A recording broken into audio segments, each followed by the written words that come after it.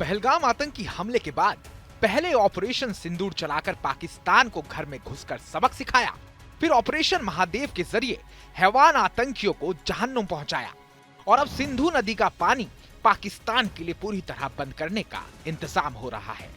मोदी सरकार ने पहलगाम आतंकी हमले के बाद सिंधु जल संधि तो 23 अप्रैल 2025 से ही स्थगित कर दी थी। अब सिंधु नदी के पानी की एक भी बूंद पाकिस्तान को ना मिल सके, इसके लिए बड़ा टेंडर निकाला गया है। 22 अप्रैल 2025 को कश्मीर के पहलगाम में बैसन घाटी पर दुर्दांत आतंकियों ने हमला किया था। आतंकियों ने गोली मारकर 26 पर्यटकों की जान ले ली थी और करीब 20 से ज्यादा लोग घायल हुए थे।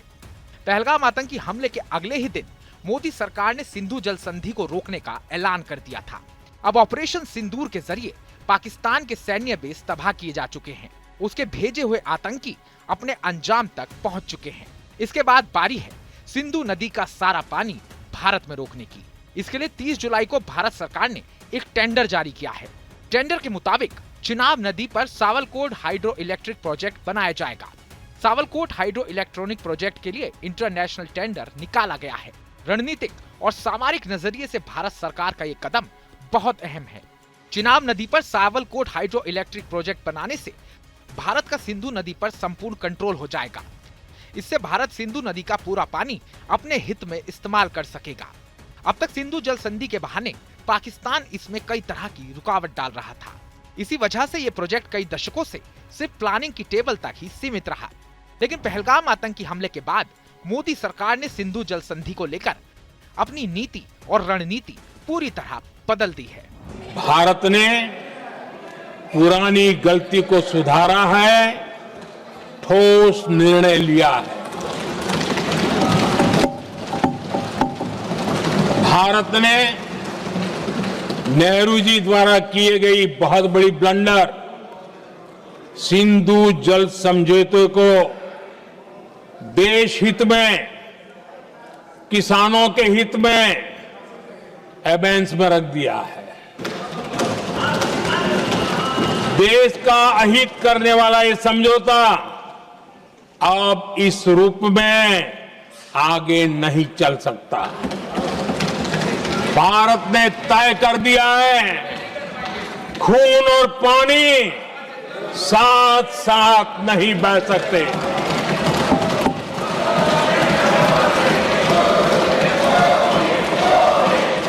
प्रधानमंत्री मोदी ने पहलगाम आतंकी हमले के अगले ही दिन कहा था कि पानी और खून एक साथ नहीं बह सकते, इसलिए सिंधु जल समझौते को सस्पेंड किया जाता है। भारत ने 23 अप्रैल 2025 को इंडस वाटर ट्रीटी को स्थगित कर दिया था। सरकार ने 30 जुलाई 2025 को 1856 मेगावाट बिजली के लिए सावलकोट हाइड्रो इलेक्ट्रिक प्रोजेक्ट बनाने का टेंडर जारी कर दिया है। ये काम 2 चरणों में पूरा होगा।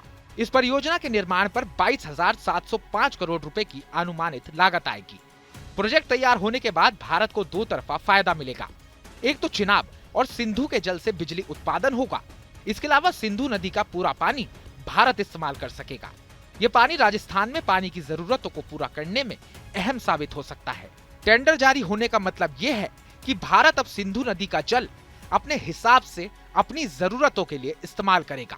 अब तक सिंधु जल संधि के तहत भारत को सिर्फ पूर्वी नदियों यानी ब्यास, रावी और सतलज के पानी का अधिकार हासिल था, जबकि पश्चिम की ओर बहने वाली सिंधु, चिनाब और झेलम नदियों के पानी पर पाकिस्तान को संपूर्ण एकाधिकार दिया गया था। सिंधु जल समझौते के तहत भारत पश्चिमी नदियों के पानी पर किसी तरह का दावा नहीं कर सकता था। इतना ही नहीं, अपनी ही जमीन से बहने वाली इन नदियों के प्रवाह का इस्तेमाल करने के लिए उसे पाकिस्तान की रजामंदी लेनी पड़ती थी। यहाँ तक कि भारत अपनी जरूरत के हिसाब से बांध में आने वाली गाद की सफाई भी नहीं कर सकता था। कहीं भी बांध बनता है तो उसमें एक मैकेनिज्म होता है उसकी सफाई का, डीसिल्टिंग का। उसमें जो मिट्टी भर जाती है, बाकी घास वगैरह आकर के भर जाता है तो उसकी कैपेसिटी कम होती है, तो उसकी सफाई के लिए यानी इनबिल्ट व्यवस्था होती है। नेहरू जी ने पाकिस्तान के कहने पर यह शर्त स्वीकार की है कि इन बांध में जो मिट्टी आएगी, कूड़ा कचरा आएगा और बांध भर जाएगा, इसकी सफाई नहीं कर सकते। डिसिल्टिंग नहीं कर सकते हैं। बांध हमारे यहां, पानी हमारा, लेकिन निर्णय पाकिस्तान का कि आप डिसिल्टिंग नहीं कर सकते। इतना ही नहीं, जब इस बार मैं डिटेल में गया तो एक बांध तो ऐसा है कि जहां ये डिसिल्टिंग के लिए जो गेट होता है ना, उसको वेल्डिंग कर दिया गया है ताकि कोई गलती से भी खोल करके वो मिट्टी को निकाल ना दे।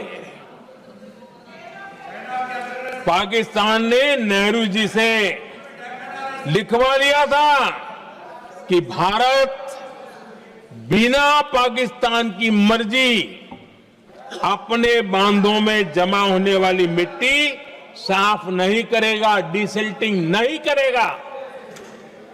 ये समझौता देश के खिलाफ था। लेकिन अब हालात और बाजी पूरी तरह बदल चुके हैं। भारत सरकार ने सावलकोट हाइड्रो इलेक्ट्रिक प्रोजेक्ट को जल्द पूरा करने का फैसला किया है। इससे कूटनीतिक तौर पर पाकिस्तान की परेशानी बढ़ना तय है। भारत ने सिंधु जल समझौते को रद्द करते समय ही ये ऐलान कर दिया था कि उसने राष्ट्रहित में ये कदम उठाया है। भारत सरकार का ये बड़ा फैसला पाकिस्तान के लिए बड़ी मुसीबत लेकर आएगा। 1960 में वर्ल्ड बैंक ने भारत और पाकिस्तान के बीच सिंधु जल समझौता करवाया था। वो पूरी तरह से पाकिस्तान के पक्ष में था। ऑपरेशन सिंदूर पर लोकसभा में बहस का जवाब देते हुए प्रधानमंत्री मोदी ने 29 जुलाई को कह दिया था कि बांध हमारे यहाँ, पानी हमारा, लेकिन निर्णय पाकिस्तान का। ये सब सिंधु जल संधि की पूरी व्यवस्था को संदेह के घेरे में लाता है। पाकिस्तान आगे दशकों तक भारत के साथ युद्ध और छद्म युद्ध, प्रॉक्सी वॉर करता ही रहा। लेकिन कांग्रेस की सरकारों ने बाद में भी सिंधु जल समझौते की तरफ देखा तक नहीं, नेहरू जी की गलती को सुधारा तक नहीं। चिनाब नदी पर बनने वाले सावलकोट हाइड्रो इलेक्ट्रिक प्रोजेक्ट को भारत की ओर से एक अहम रणनीतिक कदम माना जा रहा है। संदेश साफ है कि भारत अब अपने जल संसाधनों को द्विपक्षीय समझौते के बजाय राष्ट्रीय हित के नजरिए से देख रहा है। सावलकोट प्रोजेक्ट तो इस अहम रणनीति की शुरुआत है। भारत अपनी पश्चिमी नदियों पर आने वाले समय में कई और हाइड्रो इलेक्ट्रिक परियोजनाएं बनाने के लिए तेजी से काम कर रहा है। रतले, खीरू, पुआर और पाकल दुल परियोजनाएं शामिल हैं। ये सभी चिनाब या इसकी सहायक नदियों पर बनेंगी। फिलहाल चिनाब नदी पर बनने वाला सावलकोट प्रोजेक्ट जम्मू कश्मीर का सबसे बड़ा हाइड्रो इलेक्ट्रिक प्रोजेक्ट होगा। इसकी क्षमता बगलिहार प्रोजेक्ट से भी ज्यादा होगी। चिनाब नदी हिमाचल से निकलती और जम्मू कश्मीर होते हुए पाकिस्तान की ओर जाती है। इसके ऊपरी हिस्से के पानी पर भारत का स्वाभाविक हक है। यह न केवल हमारी अर्थव्यवस्था बल्कि राष्ट्रीय सुरक्षा के लिहाज से भी अहम है। इसलिए सावलकोट परियोजना तकनीक, इंजीनियरिंग और कूटनीतिक नजरिए से एक मजबूत कदम है। जो पाकिस्तान समझौतों की आड़ में खून बहाता है, अब वो सिंधु के पानी के लिए खून के आंसू रोएगा।